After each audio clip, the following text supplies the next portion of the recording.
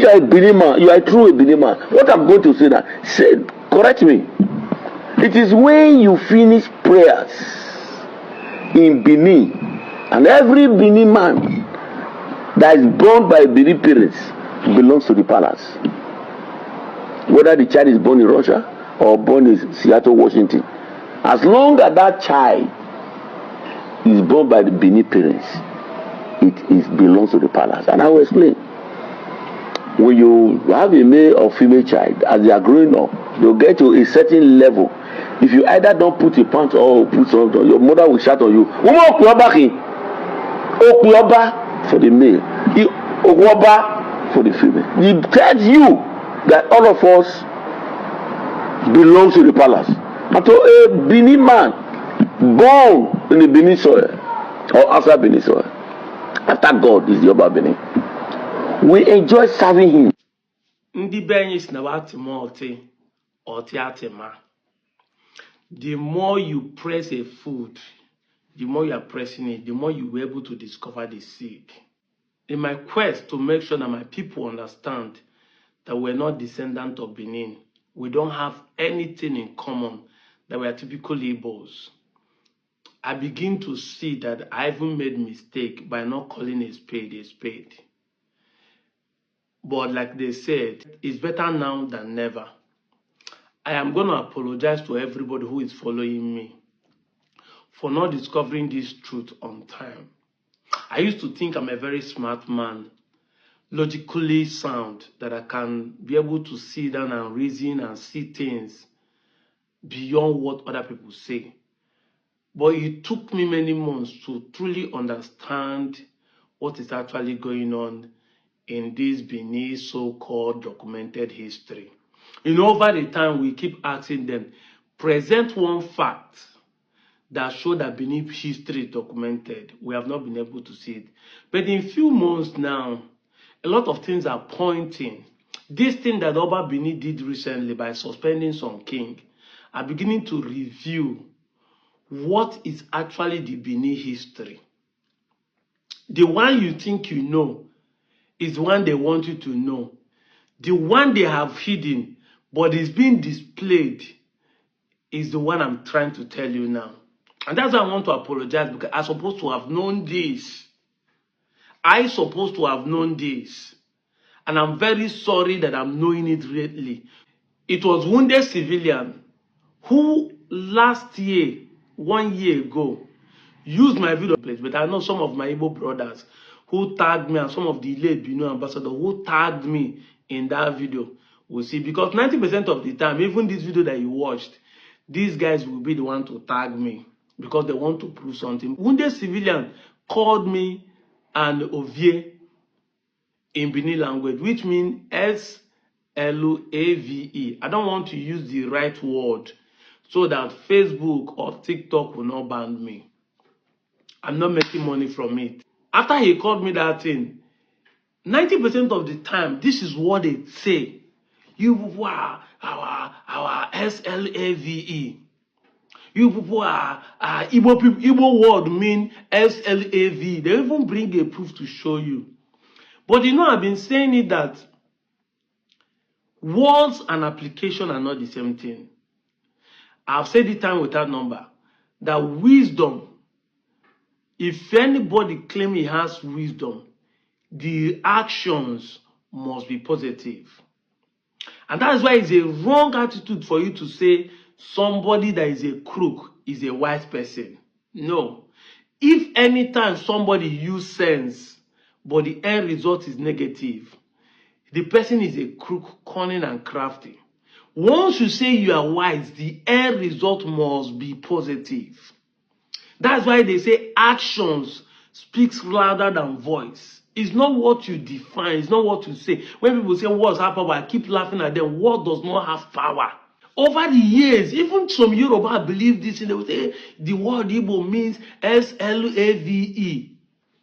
You'll be looking at it. But in this sense, no Igbo man is a servant to another Igbo person. Anytime an Igbo man is a servant, which we call Igbo boy, is not the word servant in the quote. It's just a mentorship process maybe 7 years, 3 years, you sign an agreement with your oga that you will serve him for a period of time so that he will settle you and you'll be like him. But in these people own, in their culture, they are not just a subject. They are SLAVE. They are not in their own culture. I'm talking in their own culture. I'm not even talking of somebody kidnap you and is subject you with guns and maybe with knife and threatening you that you are becoming so afraid and you are serving the person. It's a different issue, like what they did to our ancient fathers when they took them for slavery in abroad. No, this one in their so-called culture, their tradition is that they are SLAVE in their own culture. This is a case of pot calling kettle black. Hey! Ooh, shame on you guys. Oh boy, this is a big shame. I just discovered this in my head, one boss over the night. Hey! God in heaven. And it's also a shame to any father, child, chief, king, who keep dragging us to people who are better than. Every Igbo man is a freeborn. Hey! Oh God, that's why I see why some people will say, when you think left, you think right, say, God, I thank you that I'm an Igbo person. If you like, call it tribalism. If you call it supremacy. Fine, it's okay. But it's good that we are supreme to some people. We are freeborn. When you hear people say, it's not like we don't have kings. I have a king in my village, but I'm a freeborn. My condition of obeying my tradition and respecting my king is not because I'm a SLAVE to him. It's because I need to respect him as an elder and someone that holds an office of authority. Not me be a subject, subjugated by my tradition. No, now. The English word, they said, traditions are not made for men. Men make traditions. It is man that made tradition and man can change it. There was a time a tradition was that they bury kings with human beings. But people saw that tradition is a cake. It's abomination. It's an atrocity. They stop it. Because you can call it tradition, but it's not. You can change it. Tradition is made by men. But these guys, their tradition subject them even on 21st century to be an SLAVE. Yet, they are still the one that doesn't have shame to come and confront them and be calling up with that people SLAVE. What a shame. When you are supposed to be holding your king, say, in this 21st century, we can't constantly practice this kind of tradition. We cannot.